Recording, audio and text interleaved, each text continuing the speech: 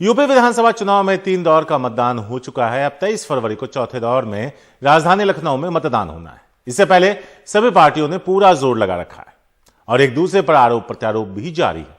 लेकिन उन दो मुद्दों पर लखनऊ की जनता क्या सोचती है, उनसे बात की हमारे सहयोगी आलोक पांडे ने। हम इस वक्त उत्तर प्रदेश की राजधानी लखनऊ में हैं। 2 दिन बाद यहाँ वोटिंग होगी और कैंपेन का आज आखिरी दिन है, तो हमने सोचा कि क्यों ना कुछ लोगों की राय जानी जाए सुबह सुबह। हम लोग बहुत सारे चाय की दुकानों पे जाते हैं इलेक्शंस के टाइम, बाकी टाइम, लेकिन उस दिन 1-2 दिन पहले मैं इस एरिया में आया था तो मैंने देखा ये एक चाय की दुकान थी जिसका नाम था सिस्टम टी स्टॉल। तो मैंने ये सोचा कि भाई ये जाना जाए कि इस दुकान का नाम सिस्टम टी स्टॉल क्यों है, और इसीलिए हम यहाँ लोगों से बात करेंगे, मालिक से भी, और ये जानना चाहेंगे कि उनकी दुकान का नाम ये क्यों है। सिस्टम का क्या मतलब होता है? सिस्टम का मतलब बहुत है। क्या बताओ, जैसे एक चीज़, एक उदाहरण दो। अरे बता दो। है दुनिया सिस्टम से चलती है, सिस्टम यही मिलता है।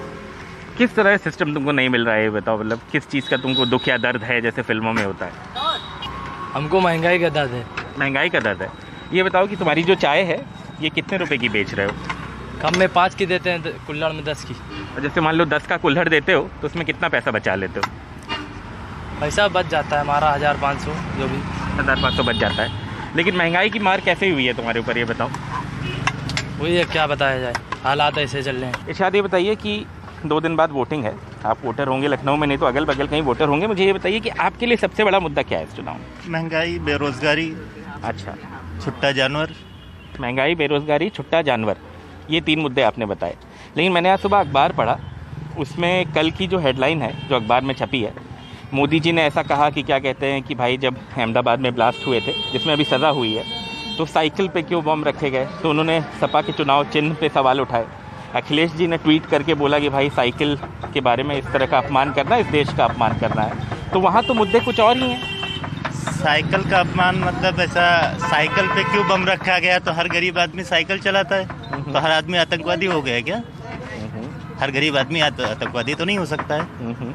साइकिल पे क्या, कार में भी बम मिलते हैं, स्कूटर पे भी बम मिल सकता है। बम रखने के लिए कोई एक आदमी चूज करता है, तो आतंकवादी क्या चूज करता है उस पर डिपेंड करेगा ना। अगर साइकिल है तो इंडिया की लगभग मान के चलिए 60-70% पॉपुलेशन साइकिल चलाती है। गाँव में जाके देखेंगे साइकिल चलाते हैं लोग, तो सारे आतंकवादी हो गए।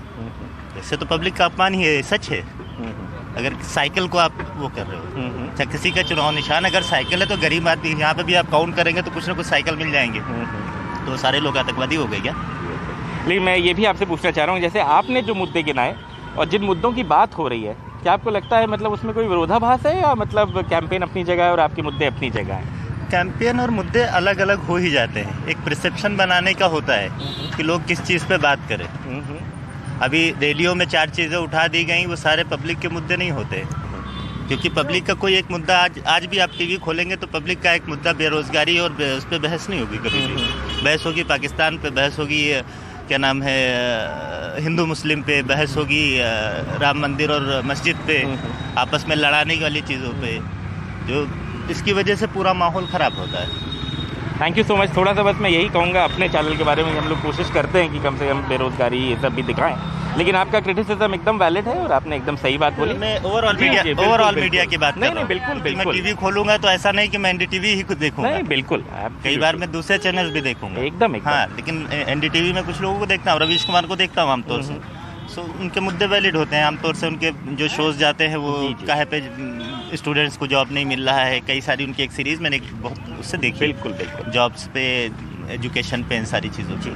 मैं यहाँ आया था ये पता करने, लोगों की राय जानने, क्योंकि परसों आप लोग वोट करिएगा। आपके लिए चुनाव में सबसे बड़ा मुद्दा क्या है ओम प्रकाश जी?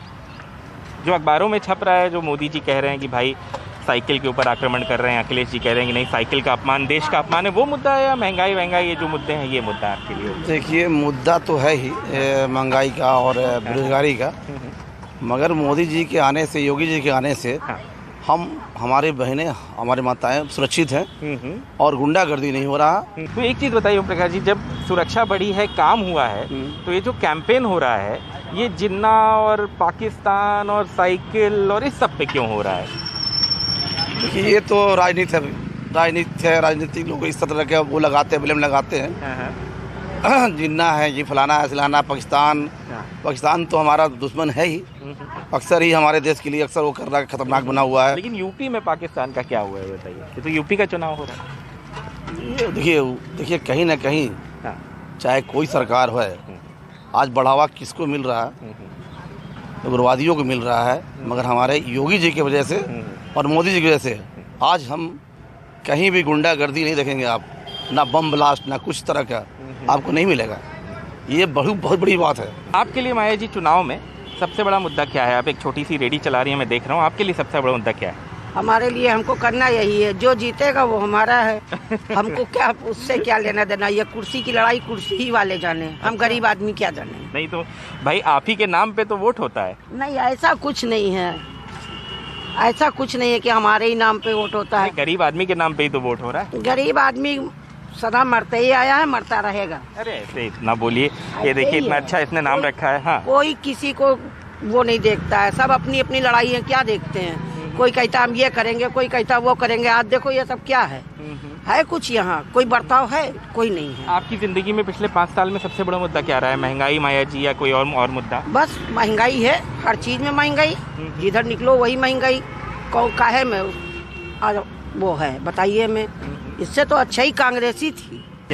आपके लिए चुनाव में मुबारक की सबसे बड़ा मुद्दा क्या है? मुद्दा अखिलेश क्या है? अखिलेश का आपके हिसाब से क्यों आपको क्या मतलब अच्छा लगता है? नहीं, अच्छा है कि हम हमेशा उसी पार्टी में। आप हमेशा उसी पार्टी में रहते हैं। तो आपने देखा कि यहाँ लोगों का काफ़ी डाइवर्स ओपिनियन है। कुछ लोग ये मानते हैं कि भाई ये जो मुद्दे हैं आतंक के, ये लोकल चुनाव में नहीं आने चाहिए। कुछ लोग ये भी कहते हैं कि सुरक्षा बढ़ी है और इसलिए उनका जो समर्थन है वो बीजेपी के साथ है। डाइवर्स ओपिनियन है, ये अच्छी बात है। और सिस्टम टी स्टॉल से दिनेश प्रताप सिंह के साथ आलोक पांडे, NDTV इंडिया। हरियाणा में 5वीं और 8वीं कक्षा के लिए बोर्ड परीक्षा के प्रस्ताव का विरोध शुरू हो गया है। गुरुग्राम में छात्रों और उनके अभिभावकों ने एक शांति मार्च निकालकर सरकार से अपना विरोध दर्ज कराया। विरोध करने वाले राज्य में शिक्षा के स्तर को सुधारने की भी मांग कर रहे हैं। बच्चों ने अभिभावक के साथ गुरुग्राम में शांति मार्च निकालकर हरियाणा सरकार की नई शिक्षा नीति का विरोध किया, जिसमें 5वीं और 8वीं कक्षा में बोर्ड परीक्षा लेने का प्रस्ताव रखा गया है। 10 साल के रायन एक प्राइवेट स्कूल में 5वीं कक्षा के छात्र हैं। इससे पहले ना तो उन्होंने और ना ही उनके साथ पढ़ने वाले किसी और बच्चे ने बोर्ड परीक्षाओं के बारे में सुना या जाना था। I don't want it. Nobody in my class wants it. Half of my class which I study in doesn't even know the meaning of board. Shweta Manchanda जैसे अभिभावकों के लिए सबसे बड़ी चिंता पढ़ाई में 2 साल से आई बाधा है और अब अचानक से परीक्षाओं को लेकर नई नीति की घोषणा से मुश्किलें बढ़ गई है। We all have chosen different schools. अलग अलग स्कूलों में हमने बच्चों का दाखिला कराया है ताकि उन्हें वहाँ बेहतर शिक्षा हासिल हो, न कि पढ़ाई से ज्यादा परीक्षाएं दी जाएं। Certain kind of learning environment. 8वीं कक्षा की छात्र सोहा कृष्णमूर्ति कह रही है कि नई नीति की घोषणा से छात्रों को नए सिलेबस को पूरा करने के लिए सिर्फ 1 महीने का वक्त मिलेगा। We're completely against this decision. It's being forced on us. There has been no discussion with the children. हम इस फैसले के खिलाफ हैं। छात्रों से इसे लेकर बात भी नहीं की गई है। हम वो परीक्षाएं देने जा रहे हैं जिनके लिए तैयारी तक नहीं कर पाए हैं, Which we are completely unprepared for. अभिभावकों और बच्चों के विरोध के पीछे हरियाणा सरकार के वो प्रस्ताव है जिनमें हरियाणा में 5वीं और 8वीं कक्षा में बोर्ड परीक्षा, स्कूल बोर्ड की परवाह किए बिना परीक्षा के लिए समान पाठ्यक्रम, सरकारी प्राइवेट स्कूलों का फरवरी से पहले हरियाणा बोर्ड में पंजीकरण। 9 फरवरी को स्कूलों के संगठन ने पंजाब हरियाणा हाईकोर्ट में एक याचिका दाखिल कर सरकारी आदेश पर स्टे लगाने की मांग की थी। 10 फरवरी को हुई पहली सुनवाई के बाद कोर्ट ने 4 अप्रैल को होने वाली अगली सुनवाई तक अपना फैसला सुरक्षित रखा है।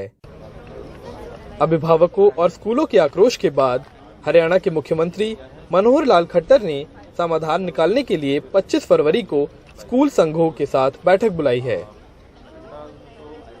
5वीं और 8वीं कक्षाओं के लिए बोर्ड एग्जामिनेशन लाने का हरियाणा सरकार का फैसला उस वक्त आ रहा है जब 2 साल की महामारी की वजह से स्कूल बंद रहने के बाद आखिरकार छात्र एक बार फिर से स्कूल में लौटने लगे हैं।